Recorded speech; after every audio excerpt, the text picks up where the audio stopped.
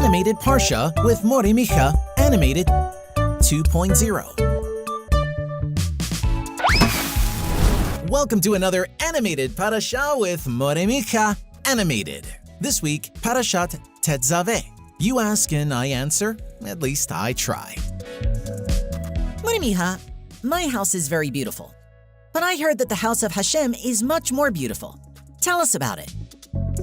Worse is that it is true. We know that the house of Hashem, the Mishkan, the Beit HaMikdash, was a unique beauty. All made with whole pieces, gold, wood, silver, and bronze, but let me tell you something. Our house can become the most beautiful of all if you allow it to be a dwelling for the Creator. If in your house there is Torah, there is Judaism. There is joy with fervor, then it also becomes a house of Hashem. Last week, Micha told you about the beauty of the menorah in the house of Hashem. This week, the Torah commands us to take the first drops of the olive. These are the purest drops to light the menorah. The menorah was not lit with remnants of olive drops or even with a candle. So, the flame that the menorah brought and illuminated for the Mishkan was pure and clean. As we talked, the house of Hashem was a very special place. You yourselves understand that special places require special clothes. When you go to your school, the school requires a uniform. In a king's castle, all ministers wear uniforms. And in the house of Hashem, the priests went uniformed. Kohen idiot! The simple priest with 4 garments.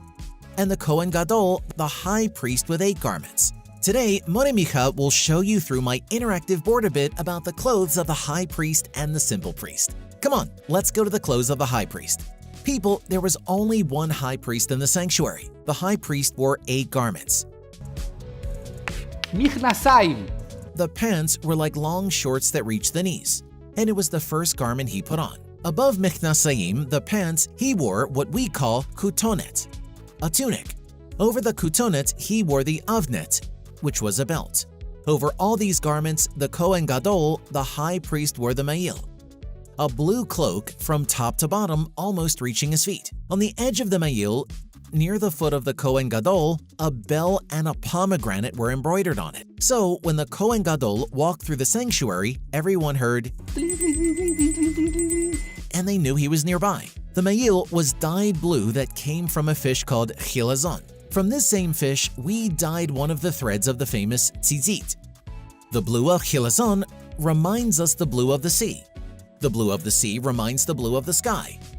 The blue of the sky reminds the throne of God, and whoever remembers the throne of God remembers the commandments of God. So the ma'il served as a garment to remember that Kohen Gadol is a messenger of God and must always be connected with him.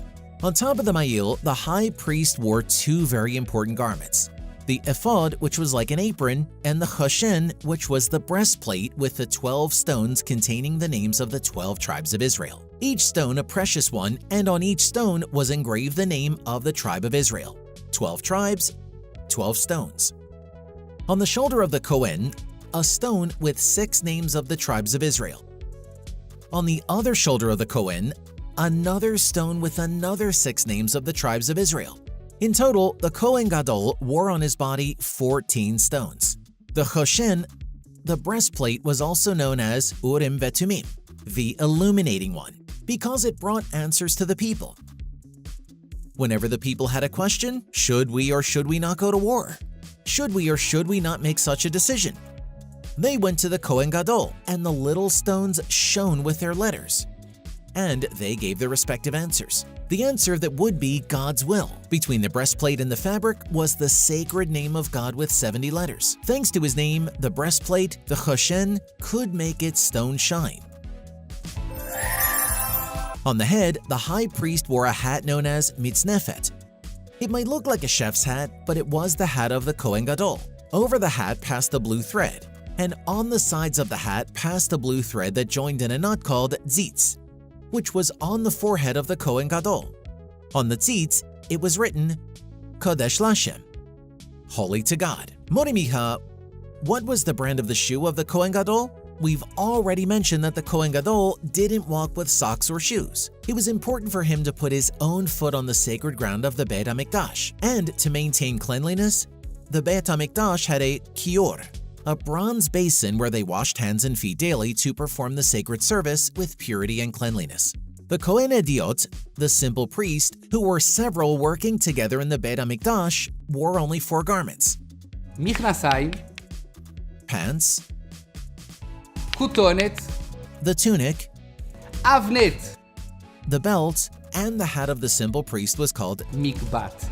It had a different shape than the hat of the high priest. Yes, the simple priests also walked barefoot, showing the importance of feeling their feet on the sacred ground of God's sanctuary. I want to tell you one of the most famous stories from the Talmud. On one occasion, one of the stones from the Choshen, the breastplate of the Kohen, got lost. The sages discovered that a non-Jewish man named Dama ben Etina had in his house a stone that could serve for the breastplate of the Kohen Gadol, the high priest. They went to the house of Dama ben Etina, who offered to sell it for a large sum of money. But when Dama entered the room, he saw that his father was sleeping on the pillow, which was on the key to open the drawer where the stone was. Therefore, the only way to take that stone was by waking up his father. Dama didn't have the courage to wake up his father, so he returned to the sages saying, "I can't sell the stone, my father is sleeping." The sages returned empty-handed and couldn't bring the stone to the breastplate of the high priest. After a year, God rewarded Dama, and in his stable was born the famous red cow, the Para Aduma, used in the sanctuary of God, the Beit HaMikdash. With the Para Aduma, the red cow, it was possible to purify people who were impure. More Micha will tell more about this in the Parashat later on.